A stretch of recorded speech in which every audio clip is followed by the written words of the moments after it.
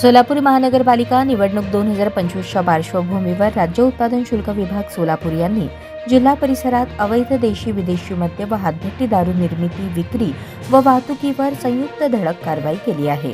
या कारवाईत एकूण 1,83,83,915 रुपयांचा मुद्देमाल जप्त करण्यात आला आहे, अशी माहिती राज्य उत्पादक शुल्क अधीक्षक भाग्यश्री जाधव यांनी दिली।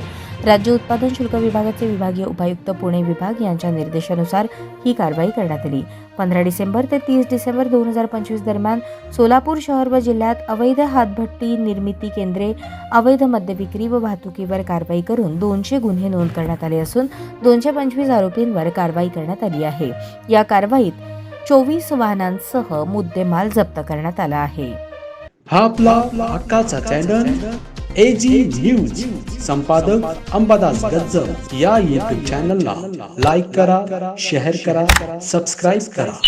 संपर्क 94 92 37 68 92।